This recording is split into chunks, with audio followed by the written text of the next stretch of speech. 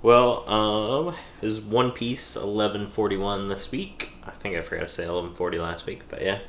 I really like this chapter this week. I feel like I keep saying that, but Elbath just, I don't know. It feels like a breath of fresh air. I liked the chapters in Egghead too, but for the more every chapter felt like we were getting huge reveals back in Egghead.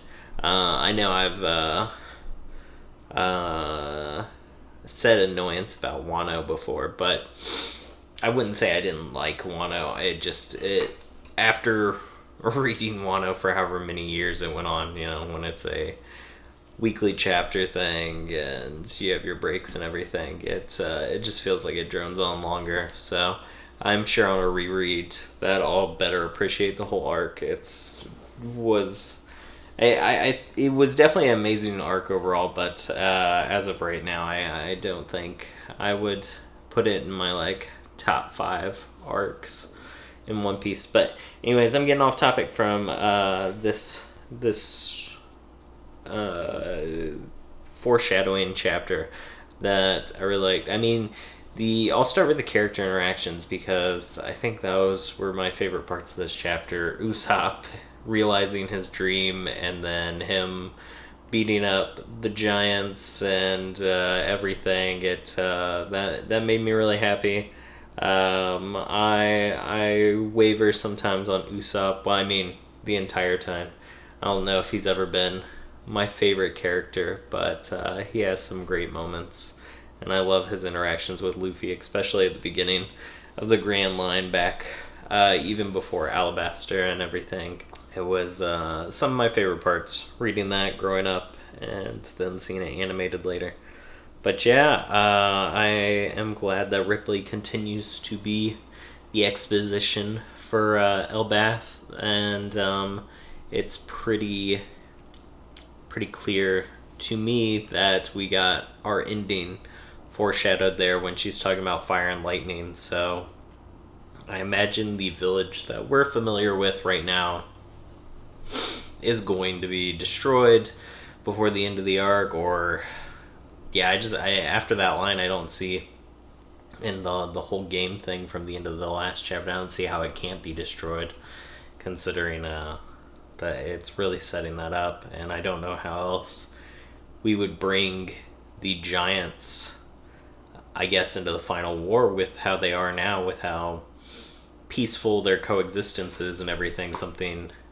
Oh, you dropped your thing.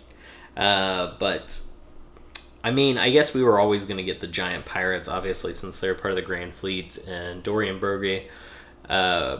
Sorry, I rolled my letters there, but we're always going to be a part of it. But I think this is going to be a bigger motivation because I think this also kind of answered the questions, or maybe I just didn't realize it in the other chapters. Going back a few videos, I asked about like other giant islands or anything, but it's probably just referring to all the branches on the Atom Tree and how there's other giant villages out there that are just less significant, which I think they already commented on, but I guess I just didn't put two and two together. So my only question is I assume the God's Knights, where they are now, is they're going to focus on the current village we're on and the current tree branch and everything. And I like how this chapter really set up how that's going to play out, because all of our big players, all of our big, I guess, damage dealers and bounties and everything, they're all down below with Loki right now, while the God's Knights are up top, and our lower bounties of the Straw Hats and then more of the village folk are up top now too. So we'll see how that all plays out, and who stands up to who. Because I still think that Jorul are the giant guy. I think this also foreshadowed something special with his sword, if it's even real or something. Because I was all like, I had the thought that maybe it's like one of those hats that has the arrow going through it, through your head. or something like that. And I thought that would be a One Piece thing to do, of Oda writing a joke and this guy's just playing it off this entire time, and maybe even playing off his memory loss. But I don't know. There haven't been that many hints at that happening, so that's me just shooting in the dark on that one. But I think there's definitely something to do with the sword not being exactly what everyone expects, and I don't think that Joe Rule is going to be or Joe Rule will be the warrior that he's been referred to, considering all the other warriors. And I don't see him being the sole protector against the Gods Knights. Or maybe he'll just turn against them, and he will be as powerful as he's been talked about, but he'll become an antagonist to them because he wants to become a celestial dragon or something, which would be even worse. But that's kind of how... That was something I thought about in the last art of like York's deal with the world government and everything, of is if this is going to be a reoccurring thing as like the factions start falling apart, like especially after the Marines start falling apart. If celestial dragons I guess Emu starts offering celestial dragon status to other people and other nations, then obviously that's going to create some people are going to turn against others that we wouldn't be expecting. So maybe we'll get some betrayals or something before the end of the series and before the war is over and everything. But yeah, this might be a continued storyline of that, and maybe that's what was foreshadowed with, because obviously the whole thing in the castle is still one big mystery. But anyways, I really liked the Usopp. I kind of got sidetracked on talking about him, but and his dream. But the other character interactions I really liked this chapter was Zoro and Luffy. I don't think we've seen Zoro protest Luffy's orders in a while, like to this extent. He normally is pretty gung-ho about following the captain and everything, and he still ultimately did in the end, I guess, to his own extent. But it was still, again, it feels a lot like earlier One Piece to me, of more when they started out on the Grand Line and everything, and all the characters kind of flowing together like that.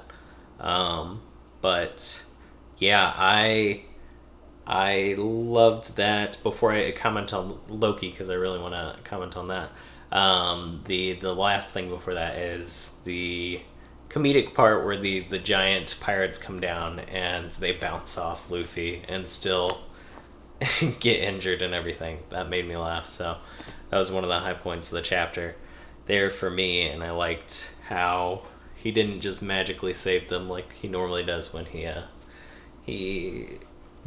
uses his balloon form.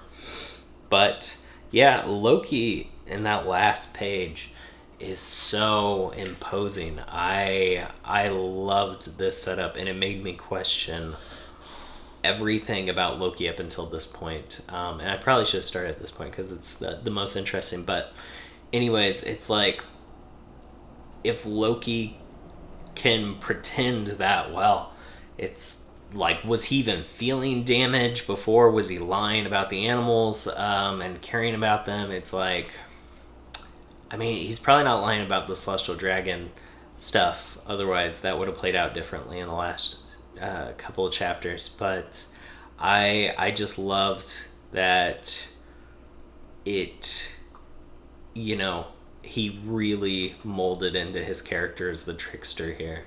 When he stands up and Luffy's surprised, Zoro's surprised, the Giants obviously aren't too surprised since they've dealt with him in the past. But yeah, just depending on how all this plays out, even if he helps them at this point, I feel like it'll almost be like he has an alternate agenda going on, and he'll ultimately do whatever he wants by the end of the arc and everything, and nobody will see it coming. So I don't know. I might be reading into it too much, but it really gives me hope for like some real twists before the end of the arc. I I still don't think he was a part of the Gods Knights, and I don't think he was a part of killing his father and everything. Um, but it just makes me question what his part was in that. Sorry, I'm having trouble breathing today. Um, and all that, and his past, and what we'll see in the backstory. So at first, I thought it was just like, I don't know if I would say an Usopp backstory or something like that, where like he's just in the wrong place at the wrong time and everything. But now I'm like, he's clearly there's clearly more to the character than before I had thought. So, and that might just be a me thing personally, and other people saw it. But I really love this, and I love that last, or well, I guess it wasn't the last panel, but that last page where he's just standing over Luffy and he's like towering way above him. So I can't wait to see how this all plays out and how it's gonna go. I don't know if we'll get conflict between all of them here. We might for a chapter or two, but I don't know. Oda does love to do that, where he takes Luffy out of the main battle by different means in a lot of arcs. Like in Alabasta, he got stuck after he was defeated by Crocodile, and then he shows up later on. In Enies Lobby, he had like he had something attached to him for most of the arc, right? Or he was just running through the hallway and taking forever to get to where Lucci is.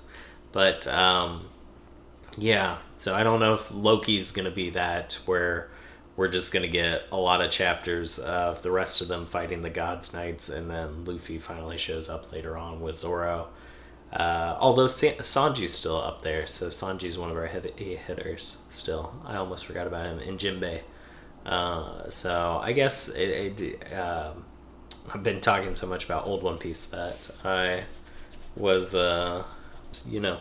forgot about some of our best characters. Plus Brooke stood up to Big Mom that one time. So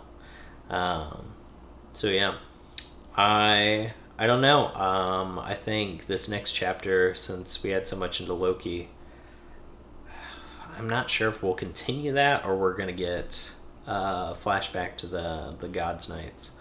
Either way, I want to know what comes next. So I'll love to see it. I'm so engrossed in both storylines right now, so it'll be fun to see. And then who knows, maybe he'll cut to something completely different in the world. Maybe we'll finally see what Dragon's doing after 1100 chapters, but I highly doubt that. So, but wouldn't be out too far out there for Oda.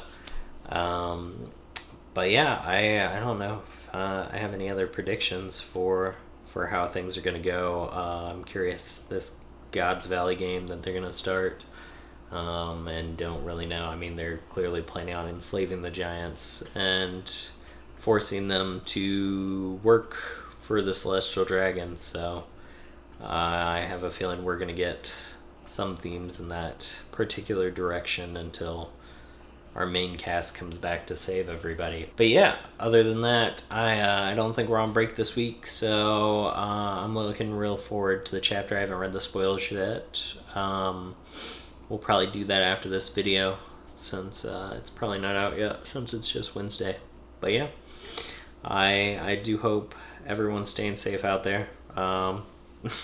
Things have somehow gotten worse since last week. But yeah, I hope if you just happen to see this, hopefully it gives you some optimism for the world. It's becoming a dangerous place. So hope you're well, and good luck to you.